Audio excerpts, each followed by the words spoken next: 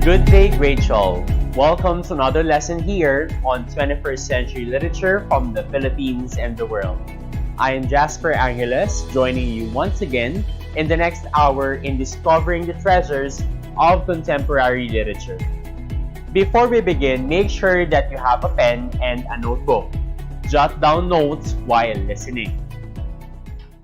Last meeting, we began our discussion of 21st century texts. The first being an excerpt of a novel written by a Filipino writer. What is the title of this excerpt? Correct. It is Lengua para Diablo from the novel Banana Heart Summer by Merlinda Bobis. In our discussion, we emphasized that more than its ability to exquisitely describe lengua as a dish, the novel exposes the issue of social class and the plight of those who are in the lower or working class. We said that lengua represents the upper social class and that power, privilege, and comfort are all for the upper social class. We did not invent these claims, on the other hand. These things were the ones we have deduced from analyzing the text using contexts. I hope that by now you have developed the ability to use context in interpreting literary texts. Remember that as a critical student of literature, you don't only appreciate the text that you read. You likewise look for social issues placed under the limelight by the writer through his or her work. I know that you are more than ready to listen to another critical discussion of literature.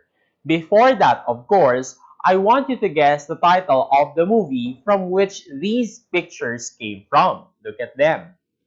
What do you think? Where have you seen them? What is the real name of this woman and this man? How about their fictional names? Alright, this woman is actually Catherine Bernardo, who played the character Joy in the movie, while the man is Alden Richards, who played Ethan. They were the main characters of the movie Hello, Love, Goodbye. It is a 2019 Philippine romantic drama film directed by Cathy Garcia Molina and produced by Star Cinema. The film follows Joy Fabregas, a struggling overseas Filipino worker, and Ethan Del Rosario, a bartender, as they attempt to reconcile their personal careers and love for each other in Hong Kong. More than the love story, on the other hand, I'd like to emphasize the realities of being a Filipino OFW in this movie. What do we mean by the word OFW? Correct. It means overseas Filipino workers. They refer to all Filipinos who went to foreign countries to work. Majority of them become DH. What do we mean by DH? Write your answer on the comment section, class. Correct. It means domestic helper. These DH Filipinos work as a maid in the homes of foreigners. What do you think is the reason why they end up like this? Okay, I sense that several answers are conceiving in your head right now. To help you with that, let us see this short clip from the movie. Let's watch it. Now let's hear my question again. What is the reason why Filipinos choose to be OFWs or to be DH in foreign countries? Alright, you've heard it from Joy, to support their families. They support them because they love their families. They, the OFWs, take the responsibility on their shoulders. They do not have a very happy life there, grade 12. If you have a relative working abroad, do not think that they are just sauntering around the streets of New York, of Milan, or of Hong Kong. They are working so that they can provide for their families or because they want to give their families a better life. Is Joy a college graduate? Okay, I think we have heard her say that she was. In the film, you'll also discover that she graduated as a nurse. But in order to eke out a living, she has to work as a DH in Hong Kong. Now, I'm not saying that Joy, our main character in the movie, is related with the protagonist of the literary piece we are about to discuss. DH or OFW, like Joy, were the ones observed by the protagonist in the excerpt of Turban Legend by or from Leche by R. Zamora Linmar. Before we proceed with the discussion, here again is our objective, class. Remember that at the end of all of our discussions, you as a literary critic must be able to write a critical essay on one of these texts. It depends on your subject teacher how he or she will give you that activity.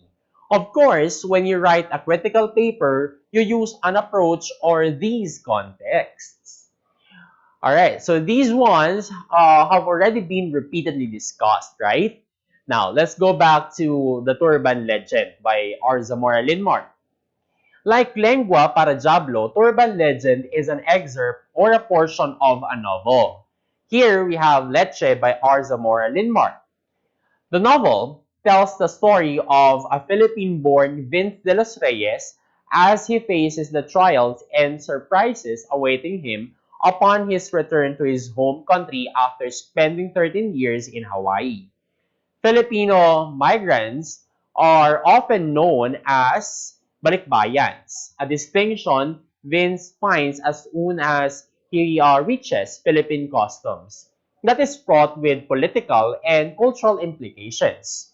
Having won a contest, Vince has returned to free accommodations and fanfare, but is not prepared for the heat, politics, and eccentric characters that accompany life in Manila. Witty and mesmerizing, this novel explores the complex colonial and cultural history of the Philippines and the paradoxes inherent in the search for both personal and national identities. So, okay, the Vince that we have as protagonist is also a balikbayan observing his fellow balikbayans, OFWs who are in the departure area waiting for their flights back to Manila. With the descriptions used by the narrator of the novel, we can say that Turban Legend shows that Filipinos are indeed family-oriented people. People who would do anything for their families. Now, of course, this point remains to be an empty idea if we do not have evidences to support it. To give this some meat, we shall once again be using our knowledge of contexts. Let's begin with the biographical context. What does our knowledge of the writer tell us about how OFWs or balikbayans were described in this excerpt? Class, here is R. Zamora Linmar, the author of Leche, from which we find Turban Legend. R. Zamora Linmar was born in Manila. He is a poet, novelist, and playwright who earned his undergraduate degree in Hawaii. You can also see here that he has lived in Honolulu, Madrid, and Tokyo. Alright, he is not necessarily an OFW, but we're sure that he was able to observe a lot of events when he was still in Honolulu, like seeing balikbayans pack up and check in their luggages, which turned out to be boxes. With this information, we can say that the author's experiences might have influenced the writing of the piece. Like Merlinda Bobis, the writer of Lengua para Diablo, R. Zamora Linmar has written about something that he must have seen about Filipinos who are this time OFWs. Now, to further prove that indeed Filipinos are family-oriented people, we will use these two contexts, the linguistic and literary contexts. Using literary context, class, we know that these are the elements that we are free to use in analyzing the text. Why these? Because in terms of genre, the literary piece we are reading is a novel. Again, we cannot look at the plot or the excerpt tells us only of the initial portions of the novel. As you all know, a novel contains multiple plots, so to talk about that would be ambitious for us. As for the characters, the only character accessible to us is Vince, the person who observed the setting which is Honolulu International Airport in Hawaii, which in the novel or in the excerpt was full of Filipinos carrying around their boxes. We can discuss the POV or point of view and the importance of that POV. We can talk about sociocultural issues instead of the theme of the piece. Alright, so we have limitations because this is a short piece. Nevertheless, we can still see some evidences to support our claim. Let's begin with the point of view of the excerpt. Let me read this initial point in the excerpt. Let's begin.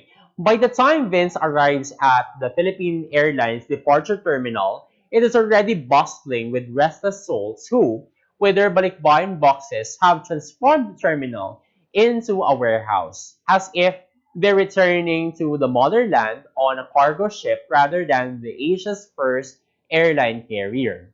Now, based on this first point, what do you think is the point of view of the literary text? Correct. It is third-person omniscient point of view. Why this point of view? What linguistic evidences support this answer? Right. The use of third-person pronouns like their and they are manifestations that the point of view is indeed in third person. What is the importance of this point of view to our claim a while ago? Class, didn't we say that Filipinos are family-oriented people? To prove these using evidences, the source of observations must be a reliable narrator. The third-person omniscient point of view is the most objective and trustworthy viewpoint because an all-knowing narrator is telling the story. It does not have biases because it operates as an outsider looking in person, unlike the first-person narrator who can or would be able to be one of the characters in the piece. Their thoughts might influence them in the description of things they see. Alright, so at least we know that the excerpt was narrated objectively. Let us proceed with the setting, the physical setting of the piece. Going back to this point in the excerpt, which item mentioned here is the one related with Filipinos? Comment your answer, class. Which word, which item was related with Filipinos?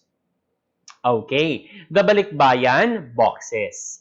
If there is a picture to reflect this in, I think that this would be the picture. The best picture that I can give for the description. I think that this one is actually mild, for the narrator told us that there were piles of boxes, all of which are owned by OFWs who would go back to Manila. Everywhere Vince turns are boxes. Boxes and more boxes. Boxes secured by electrical tape and ropes, an exhibit that should take place none other than here at the Honolulu International Airport, he laughs, as he imagines an entire terminal buried in the Filipinos' most popular and preferred pieces of luggage. In this part of the excerpt, Filipinos have been related once again with their boxes, which were even more termed here as their most important or popular and preferred pieces of luggage. What do these boxes contain and what for? Alright, if you're Filipino, you would know, but of course, we're pretending to be a person who has not known this culture in the Philippines. So let's see the contents of the boxes here. With the balikbayan box, Filipinos can pack cans of Hormel corned beef, Libis Vina sausage, Folgers, and Spam. Perfume samples, new or hand-me-down designer jeans, travel-sized bottles of shampoo, conditioner, and body lotion gleaned from Las Vegas hotels, and appliances marked with first world labels. Why do they take these things home? Again, socioculturally, we know the reason. But I think if you are someone who has not been acquainted to this culture, looking at the last part of the excerpt would give you an idea as to why they pack their boxes with these things and why they come home bearing all of these. Filipinos will even throw themselves into these boxes, as was the case of the overseas contract worker in Dubai. It's not the mechanics that matter, it's about the drama. The extremes a Filipino will go to just to get back home or just to be back home for Christmas with his family. Alright, in this part, we were introduced to the idea that Filipinos who are in this case OFWs come home with boxes bearing imported goods for their families. It's like your classical stories of a poor family whose mother carries with her things that her children can eat. They would really do everything for their families, and I think everyone would agree to the idea that Turban legend, that story about a Filipino throwing himself in a box for him to get home, is not only a legend or nonsense, but a symbol of sacrifice Filipinos are willing to do for their families. Why do they do this? We just go back to what Catherine Bernardo say in the clip. They have no choice. They can either stay in the Philippines and starve or put on some determination to seek jobs in the lands of greener pasture. This brings us to the sociocultural issues present in the excerpt.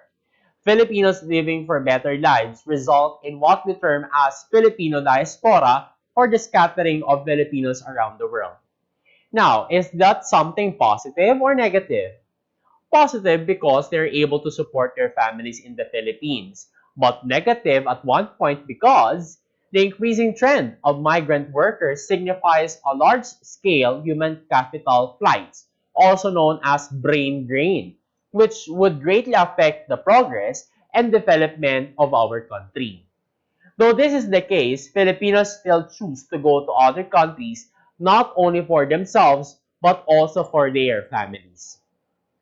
Using context, we were able to once again support our claim about the literary piece that we have just read. These things we see at foreign airports and at our own Manila airport would most probably persist for a long time. These are the choices they make for their families. May we look at the excerpt Turban Legend as a literary piece that wakes us up from the idea that OFWs are living a comfortable life in those foreign countries. Contrary to the common belief that they have a lot of money, these OFWs would not have worked there if they had. OFWs and their boxes will always symbolize the sacrifice they're willing to do for their families. Next meeting, we shall discuss another literary text, this time a monologue. It is entitled Waiting by Ron Darwin. How similar is Turban Legend to Waiting? We'll see that on our next live stream session. For now, please do read or reread the excerpt and be prepared on our follow-up discussion. Once again, this is Jasper Angeles, your live stream teacher. Till next time!